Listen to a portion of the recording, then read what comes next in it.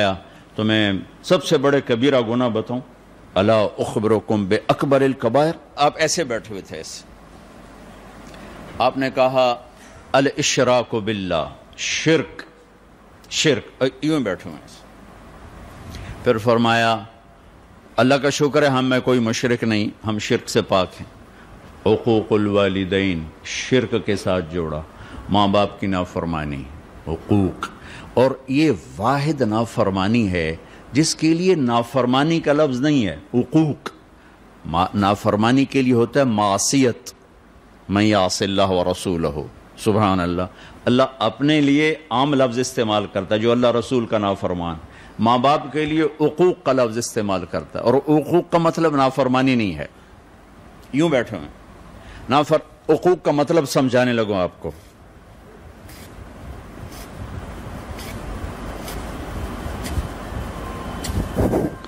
اس کو حقوق کہتے ہیں، کسی چیز کو پرزے کر دینا، تباہ و برباد کر دینا۔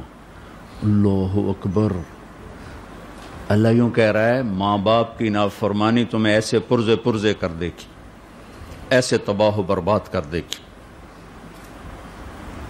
ہاں اگر وہ نافرمانی کا کہیں پھر نہیں ماننی، ماں ہی کہے رشوت لے آ، وہ نہیں ماننی، لیکن شریعت کے اندر ماں باپ کو تنگ کرنا یہ نتیجہ ہے اس کا، تو پرزے ہو جاتا ہے۔ میرے نبی نے فرمایا کبھی میری ماں زندہ ہوتی نا تو تم دیکھتے میں اس کی خدمت کیسی کرتا۔ میں عشاء کی نماز کے مصلی پہ کھڑا ہوتا اور سورۃ فاتحہ شروع کر چکا ہوتا، فرض، سنت نہیں، نفل نہیں، فرض کا میں نماز شروع کر چکا ہوتا، اور ادھر سے میرے گھر سے آواز آتی محمد، تو میں نماز توڑ کے کہتا لبیک اما جان، لبیک یا اماہ، لبیک یا اماہ، ماں جی حاضر، نماز بعد میں پڑھوں گا، ماں جی حاضر۔ یہ وہ ہستی ہیں ماں کی خدمت کی جو تمنا کر رہے ہیں، جن کو اللہ نے جنت کی چابی پکڑائی، جن کو اللہ نے تاجدار ختم نبوت بنایا، جن کو اللہ نے سبب کائنات بنایا، جن کے وجود کی قسمیں اٹھائیں، لعمرک، میرے محبوب آپ کی جان کی قسم، جن کے چہرے کی قسم اٹھائی، والضحیٰ، آپ کے روشن چہرے کی قسم، جن کی زلفوں کی قسم اٹھائی، واللیل اذا سجا، آپ کی سیاہ زلفوں کی قسم، جن کے شہر کی قسم اٹھائی، وہذا البلد الامین، جن کی زبان سے نکلے بول کی قسم اٹھائی، لعمرک انہم لفی سکرتہم یعمہون، جن پر اترنے والی کتاب کی قسم اٹھائی، تورات، زبور، انجیل کی قسم نہیں اٹھائی، قاف والقرآن المجید، جن کی رسالت پر قسم اٹھائی، یاسین والقرآن الحکیم انک لمن المرسلین، جن کا وکیل، یہ جو وکیل بیٹھے ہوئے ہیں یہ دلیل پیش کرتے ہیں، قسمیں نہیں اٹھاتے، قسمیں گواہ اٹھاتا ہے۔ اگر وکیل بھی قسمیں اٹھانے لگ جائیں تو ان کے دلائل کمزور پڑ جاتے ہیں۔ تو میں قربان جاؤں، میرا اللہ اپنے نبی کا وکیل بھی بنتا ہے، گواہ بھی بنتا ہے، وکیل بن کے دلائل دیتا ہے اور گواہ بن کے قسمیں اٹھاتا ہے، دونوں کام اکٹھے ہی، ادھر گواہ الگ ہوتا ہے، وکیل الگ ہوتا ہے۔ تو وکیل قسمیں پہ نہیں آتا، دلائل پر آتا ہے، اور گواہ قسم اٹھاتا ہے۔ تو میرا اللہ دونوں کام اکٹھے کر رہا ہے، والنجم اذا ہوا، گواہ بن رہا ہے، مجھے اس ستارے کی قسم، پورے ستاروں کو، نظام کائنات کی قسم، ان گھومنے والے ستاروں کی قسم، ما ضل صاحبکم وما غوا، یہ اللہ تعالیٰ گواہی دے رہے ہیں۔ پھر اب وکیل بن رہے ہیں، ما ینطق عن الہوا ان هو الا وحی یوحی علمہ شدید القوی ذو مرۃ فاستوی وهو بالافق الاعلی ثم دنا فتدلی فكان قاب قوسين أو أدنى فأوحى إلى عبده ما أوحى ما كذب الفؤاد ما رأى أفتمارونه على ما يرى۔ وکیل بھی بنتا ہے، گواہ بھی بنتا ہے، وکیل صفائی بھی بنتا ہے اور گواہ بھی بنتا ہے۔ یہ وہ ہستی ہیں جن کو اللہ تعالیٰ نے، یہ تو سارے چھوٹے فضائل ہیں، یہ وہ ہستی ہیں جن کے آگے سے اللہ نے سارے پردے ہٹا کر اپنا آپ دکھا دیا۔ پیچھے گل کڑی رہ گئی۔ موسیٰ علیہ السلام نے کہا تھا ایک دفعہ دکھا تو صحیح، تو اللہ نے ایک تجلی ڈالی تو 40 دن ہوش نہیں آیا، اور یہاں سارے پردے اٹھا کر آپ نے ایک دفعہ جبریل سے پوچھا تو نے اللہ کو دیکھا ہے؟ کہ یا رسول اللہ دیکھنا، اگر میں وہ نور کے پردوں کے قریب بھی چلا جاؤں تو جل کے خاک ہو جاؤں. اور وہ سارے پردے اٹھا کر حبیب اللہ اور اللہ آمنے سامنے ہم کلام ہو رہے ہیں. آپ ان کا مقام تو دیکھو. لقد جاءکم رسول من انفسکم، ایسی ہستی میں نے آج تک پیدا ہی نہیں کی. من انفسکم، انفسکم، کہ حسن یوسف بھی جن کے سامنے غلام بن کے گر گیا، اور کائنات جن کے ذات کے سامنے سکڑ کے باندی بن گئی. اور دیکھو نا، ایک میری پسند کا لیول ہے، ٹھیک ہے، ایک جہاں-زیب کی پسند کا لیول ہے، ایک صدر پاکستان کی پسند کا لیول ہے، ایک کسی اللہ کے عارف محبوب مقرب کی پسند کا لیول ہے. تو بڑھتا جائے گا نا. اللہ کی پسند کا لیول کوئی قائم کیا جا سکتا؟ تو جسے اللہ کہے آپ میرے حبیب ہیں، وہ کیا چیز ہوگی؟ جیسے اللہ اپنی ہر صفت میں لامحدود ہے تو اپنی پسند میں بھی لامحدود ہے، تو جسے انہوں نے چنا وہ کیسے ہوگی؟ میری زبان کیا کہہ سکتی؟ من انفسکم، من انفسکم. ایسا ہے کوئی ہے کائنات میں؟ ایسا ہے کوئی کسی کو بنایا ایسے؟ ہاں، بنانے میں تو سب سے پہلے بنایا، ظہور سب سے آخر میں ہوا. ابو ہریرہ نے پوچھا یا رسول اللہ آپ نبی کب بنے تھے؟ تو اس کا جواب ہے 40 سال کی عمر. تو آپ نے کہا ابو ہریرہ ابھی آدم کی مٹی کٹھی نہیں ہوئی تھی کہ میں نبی بن گیا تھا. ہاں سبحان اللہ. ظہور ہوا 571 عیسوی 22 اپریل 12 ربیع الاول 1 جیٹھ 628 بکرمی، پیر کی صبح 4:20 پر. 4:20 پر میں اس لیے کہتا ہوں کہ آپ پیر کی صبح صادق میں تشریف لائے. جس سے صبح صادق کا مطلب ہے کہ ادھر دنیا کا سورج نکل رہا تھا اور اس کے ساتھ ہی نبوت کا سورج بھی نکل رہا تھا. یہ مناسبت ہے. ادھر دنیا کے اندھیروں کو دور کرنے کا سامان ہو رہا تھا اور ادھر دل کے اندھیروں کو دور کرنے کا سامان ہو رہا تھا. اور ربیع الاول، ربیع کہتے ہیں بہار کو، ادھر دنیا کی بہار آ رہی تھی اور ادھر دین کی بہار آ رہی تھی. یوں اللہ نے اس کو جوڑ بیٹھایا. تو میں نے مکہ میں دیکھا کہ 22 اپریل کو صبح صادق کب ہوتی ہے؟ تو 4:20 پر تھی. تو میں کہہ دیتا ہوں 4:20 پر.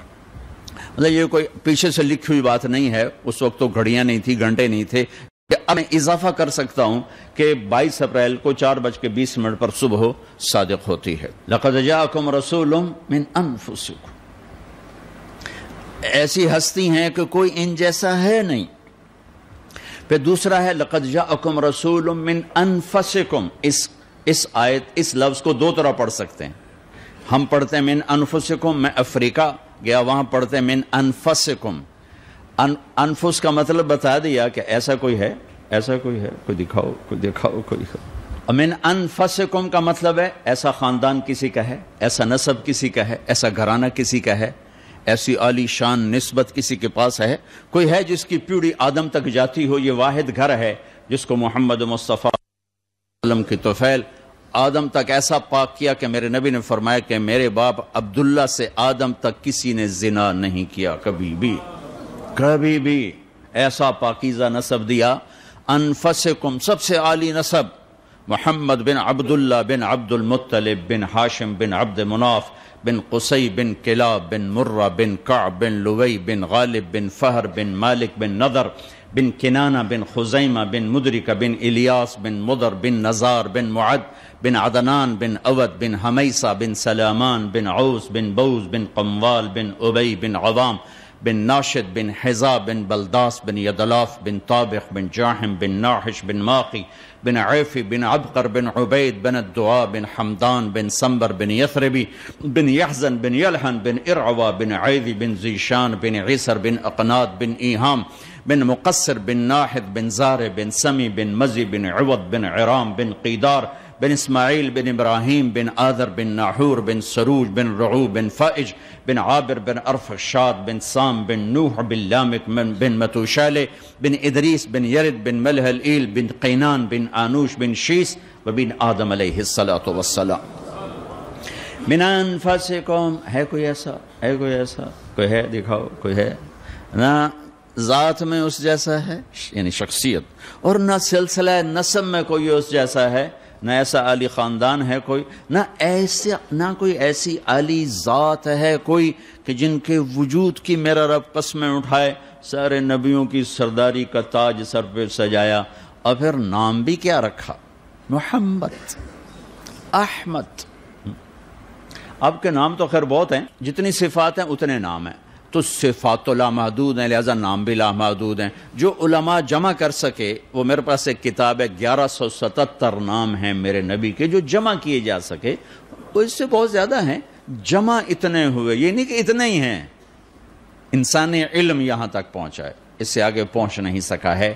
لیکن ان میں سے جو میرے رب نے اپنے نبی کا نام رکھا، محمد و مبشر اور احمد، ما کان محمد ابا احد من رجالکم ومبشرا برسول یاتی من بعد اسمہ احمد۔ میں صرف ان دو ناموں کا تھوڑا سا اللہ رسول کو کوئی بیان نہیں کر سکتا، یہ انسانی اوقات سے باہر ہے، انسانی بساط سے باہر ہے، اس لیے ہم بیان کرتے ہیں کہ ہمارا اللہ رسول کی تعریف کرنے والوں میں حصہ پڑ جائے، اور کوئی تھوڑی ہماری ایمان کی شمع روشن ہو جائے۔ مسئلے مسائل آپ کو سارے پتہ، آپ میں سے کسی کو یہ معلوم نہیں کہ نماز فرض ہے، کیوں چھوڑتا ہے؟ آپ میں سے کسی کو یہ معلوم نہیں کہ صحیح تولنا کا حکم ہے، غلط تولنے کا حکم نہیں ہے، ڈنڈی مارنا حرام ہے، رشوت لینا حرام ہے؟ تو میں فتوے کی زبان نہیں بول رہا، میں اللہ رسول کے عشق کی زبان بولنا چاہتا ہوں کہ عشق آدمی کو بہت کچھ کروا دیتا ہے، عقل حیران رہ جاتی ہے۔ بے خطر کود پڑا آتش عشق میں نمرود، عقل محو حیرت ہے تماشا لبے بام ابھی، عشق ہوں میں عشق کماں میں دل رکھیں وانگ پہاڑاں ہو، سہ بدیاں ہزار علامیں کر جانے باغ بہاراں ہو، منصور جے چک سولی دیتے جڑے واقف کل اسراراں ہو، سجدیں سر چائیں نبا ہو توڑے کافر کہن ہزاراں ہو، عاشق سوئی حقیقی جڑا قتل معشوق دے مننے، سر نو جوڑے تے مکھ نہ موڑے پمیں 100 تلواراں کھنے، سچا عشق حسین علی دبا ہو، سر دتے تے راز نہ بھنے۔ تم رشوت کہتے ہو، تم جھوٹ کہتے ہو، جب اللہ رسول میں تھوڑی جی چنگاری لگ گئی نا، ہائے ہائے ہائے، تمہیں قربان ہونا محبوب نظر آئے گا۔ کربلاؤں کی تاریخ کے پیچھے فلسفہ نہیں ہے، عشق ہے۔ کربلاؤں کی تاریخ کے پیچھے قانون نہیں ہے، قانون تو کہتا جان بچانے کے لیے بیعت کر لو، جائز ہے، بعد میں مدینے جا کے توبہ کر لینا جائز ہے، قانون یہ بتاتا ہے، اور عشق بتاتا ہے نیزے پہ چڑھنا میری سرداری اور عزت ہے۔